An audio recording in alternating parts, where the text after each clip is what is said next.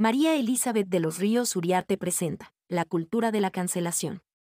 La cultura entendida como lo que surge en un pueblo como hábitos de vida, costumbres, arraigos y desarraigos, modos lingüísticos, vivencias narradas y memorias compartidas nunca ha estado exenta de interpretaciones fanáticas que temen perder el control y ser cuestionadas. La cultura adquiere la fuerza de la cohesión social mientras el divide y vencerás no permee su interior, pero, tan pronto hay un elemento que permite cuestionar las ideas que se creían como paradigmas únicos y unívocos, las autoridades actúan con nerviosismo y son capaces de cometer atrocidades con tal de revertir, frenar o desaparecer ese elemento disruptor que las sacude y pone en entredicho sus supuestas verdades. Desde la quema de libros de la Biblioteca de Alejandría hasta la quema de libros de Babel Platz en la Alemania nazi en 1933. Las ideas que tienen la osadía de romper el orden social establecido y mostrar otros comos de reordenamientos humanos, son tomadas como amenazas que hay que combatir y sus autores enemigos acérrimos que necesariamente hay que vencer. Las cenizas no se leen y los muertos no hablan. Así, la censura siempre ha estado presente como forma tiránica del monopolio de la verdad. En nuestros tiempos posmodernos, la exacerbación del relativismo, el emotivismo argumentativo y la fluidez de las ideas ha cedido paso a la cultura de la cancelación donde se trata de combatir todo aquello que represente real o potencialmente una amenaza a aquello que unos consideran como cierto y, peor aún, a aquello que siquiera se atreva a asomar vestigios de otra verdad. Hoy en día, hay particularmente tres modos de cancelar: marginar a personas que no son consideradas como normales dentro del status quo tradicional y masivo, mismo que ha sido impuesto de forma arbitraria y que carece de sentido. Así, se cancelan personas con formas sutiles como es la exclusión de eventos, la evasión de invitaciones, la expulsión de grupos y redes sociales y lo más grave es que, en muchas ocasiones, el ostracismo no es explícito y la persona se entera que fue expulsada por terceros o porque deja de recibir las comunicaciones que antes recibía.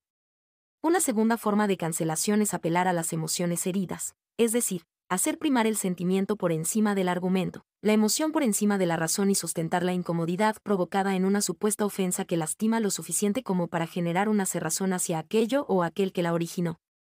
La fuerza de este tipo de cancelación recae en que la culpa siempre va a ser del otro. Se evade la responsabilidad personal que llevaría a cuestionar qué fue lo que incomodó y por qué y a revalorar lo dado como sentado y, por el contrario, se apela al cuasi oprobio que viene de la osadía de haber siquiera mencionado algo que no tocaba. La tercera forma de cancelación es la del diálogo.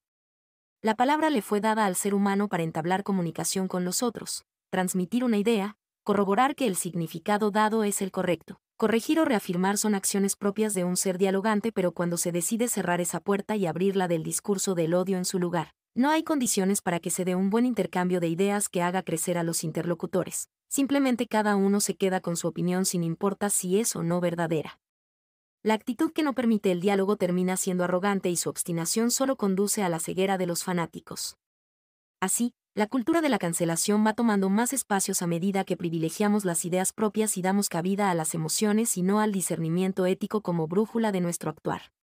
Quitarse rojos, salir y procurar encuentros, reconocer que si bien nadie tiene la verdad pero todos tienen algo que aportar a ella, son actitudes que nos salvarán de sentirnos constantemente amenazados y decidir cancelar antes de escuchar.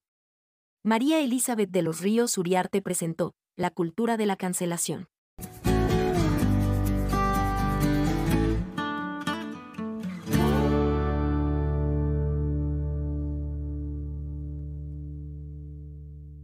Recuerda que puedes escuchar esta y otras columnas de opinión en comentariodeldia.com, en las plataformas de Spotify, Apple Podcasts, Google o Amazon, y por supuesto no se te olvide seguir a @comentarioded en Twitter, Instagram y Telegram y a @comentariodeldia en Facebook y YouTube.